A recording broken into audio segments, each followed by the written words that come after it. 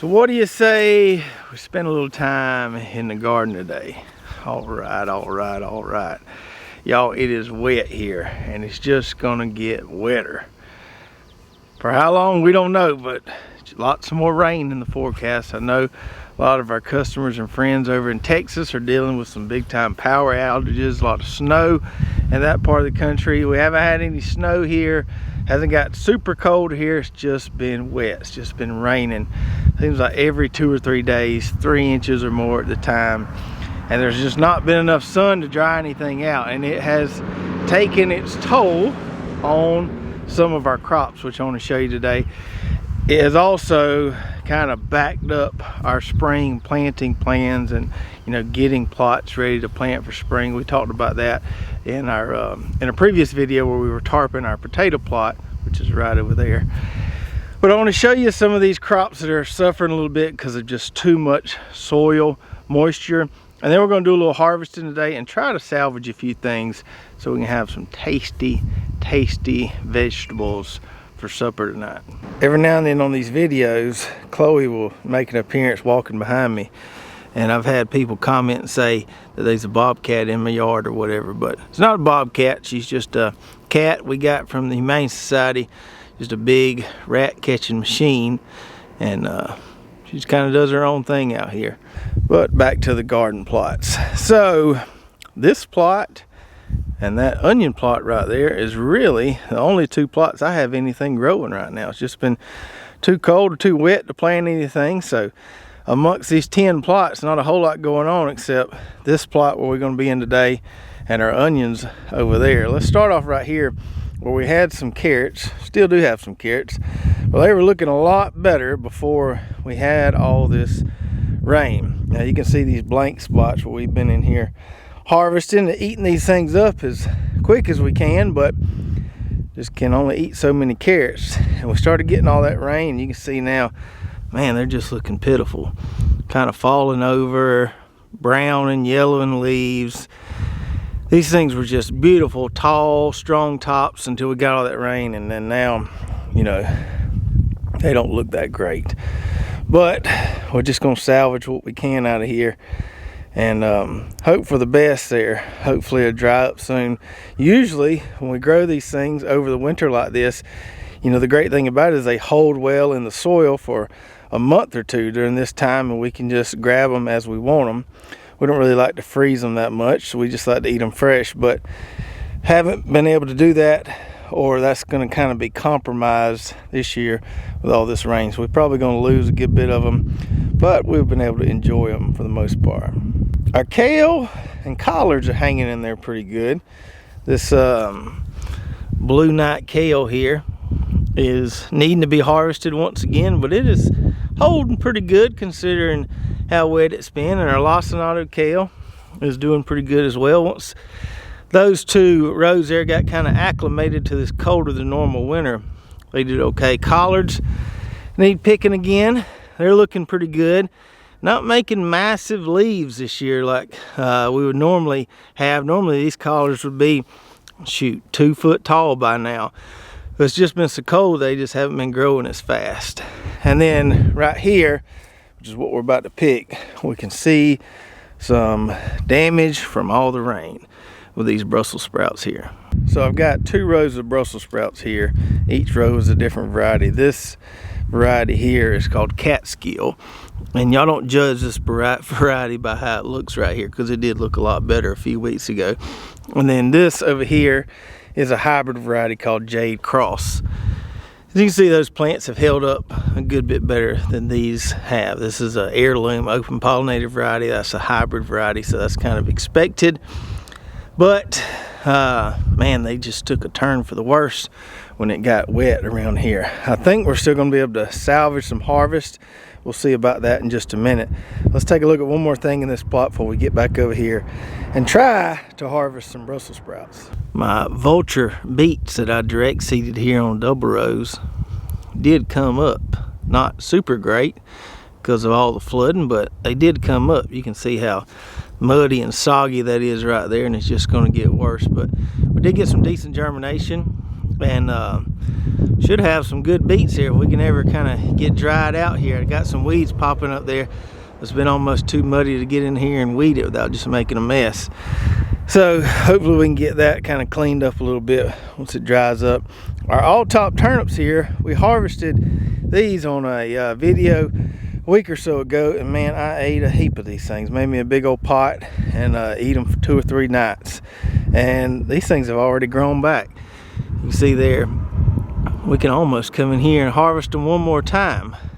At least one more time, maybe I'll harvest them a couple more times. And some of these are making just some massive roots down here. You can see one right there. That puppy is big.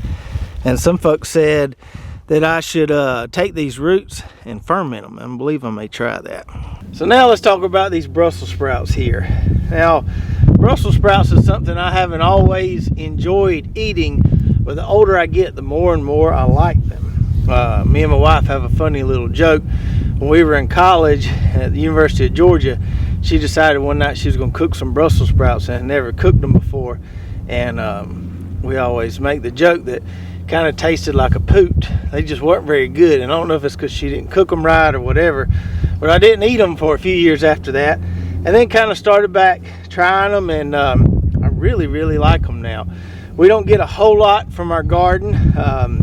We plant some every year, but we're not always super successful with them. I just don't think the weather down here really cooperates that great for growing Brussels sprouts. I see pictures online all the time of folks up north, farmers growing them and just having these huge stalks just loaded with sprouts, and I'm extremely envious of that. But I just have to deal with what I can here, and we always plant some every fall and overwinter them for kind of a mid-winter harvest, late winter harvest. And some years we do pretty good. Most years we just do okay. Some years we don't do good at all. But it's always worth it to me to throw a couple rows in the garden in hopes that we get a little, harvest there, because I really enjoy eating these things. Now, some of these, as you see right there, have just died. It's just got too wet and they've just fallen over. Some of these plants look pretty good, like this guy right here. Brussels sprouts, they take a long time, so that's why we plant them in the fall, overwinter them. They can take a good bit of cold. It wasn't the cold that got these, it was too much moisture, like I said. But down here we don't always get a cold winter like we got this year. Sometimes we rarely get a frost, and these things need a real good shot of cold to kind of trigger that sprout formation, from my experiences.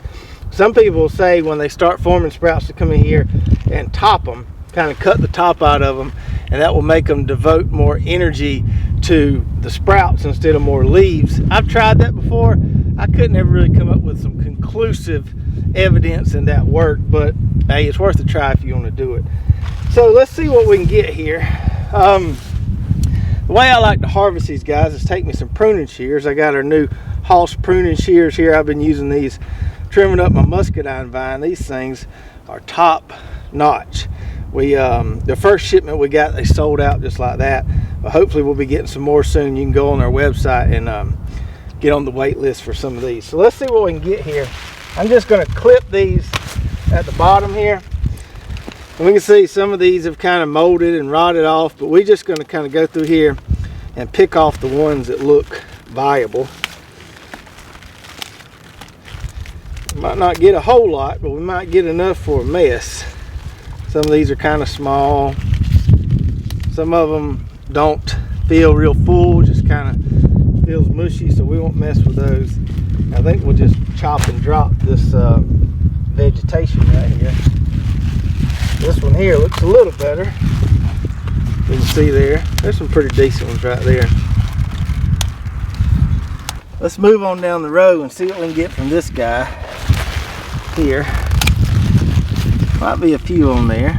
Some of these just didn't fill out real good. I don't know what causes them to not kind of get full like a little mini head of cabbage. I may have been mistaken. I don't see a whole lot on there. Most of those are just kind of leafy, not real full. Let's see here. That one there is a little better. Got a little moldage on there, but I think we can get a few sprouts off this one. We kind of just pick through them a little bit. Yep, it's too much water. Too much water. What are you gonna do about it? Nothing. Nothing you can do.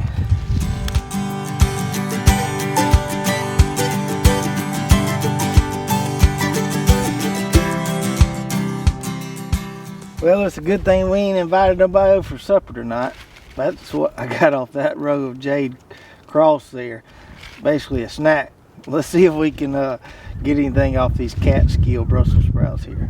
Now most of these are toast, as you can see right there.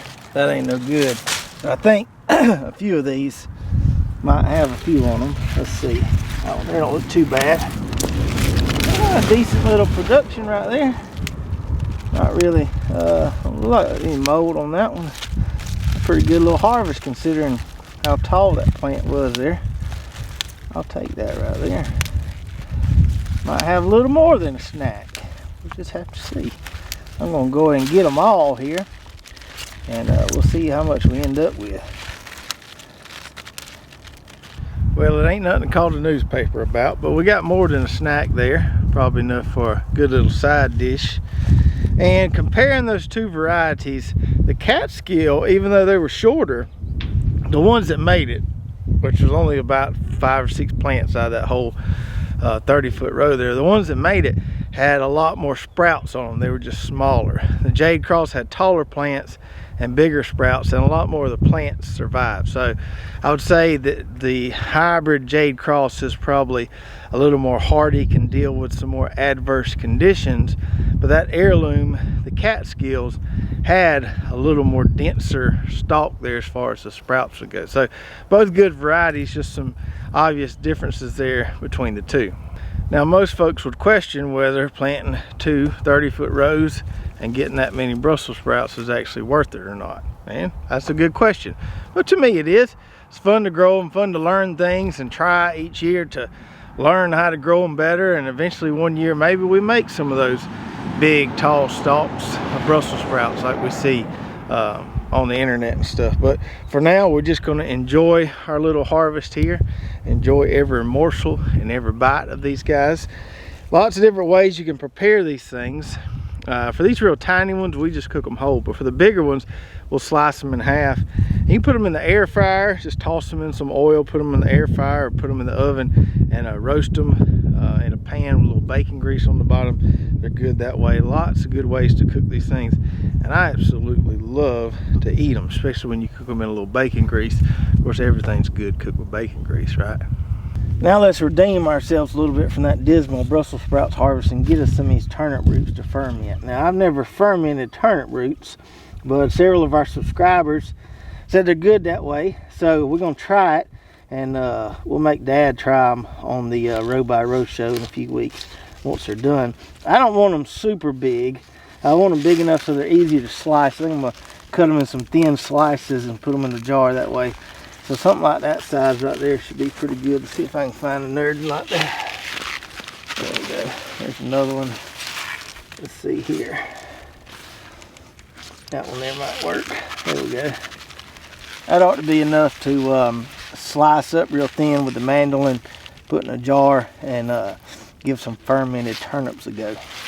So today is a prime example of why it's a great idea to plant a wide variety of stuff in the vegetable garden, because some things you're just not gonna knock it out of the park with every year. We didn't get skunked on these Brussels sprouts. We got whooped pretty good. We didn't get skunked. Did pretty good with our turnips here. So some things are gonna do good some years, some things aren't gonna do good some years. And if we have a wide diversity of things out there, you know, we'll still have plenty to eat. Still got some nice turnip roots here that we're gonna give a try in the fermenting jars. Enough Brussels sprouts for a dinner. And our carrots aren't looking as great as they did, but some of them are gonna make it and we'll still have plenty to eat. I don't believe we'll be going hungry. So add some diversity to your garden. Don't just go out there and strow some mustard greens for a fall garden. Plant a variety of stuff. You'll learn from it, and you also have some backups when one crop doesn't perform as well as you wanted it to. And if any of you out there have some tips or tricks for growing Brussels sprouts, I'm all ears. So whether you're up north or down south like we are, maybe in the middle of the country, if you've got a system, you figured out how to grow these things and really make some tall, thick stalks of Brussels sprouts, I'd really like to know. I have done it 1 or 2 times, but my success rate, my percentages are pretty low. So if you could help me out with that, I would greatly appreciate it. And I'm sure a lot of our viewers would appreciate it as well. I'll put some links below to all the varieties we talked about today, so you can go to our website and check those out. If you enjoyed this video, make sure to give me a big thumbs up. Don't forget to hit that subscribe button if you haven't already, and ring that bell so you get notified every time we come out with a new video. And if you did enjoy this one, check out these other 2 videos right here. I think you'll really enjoy those as well. We'll see you next time.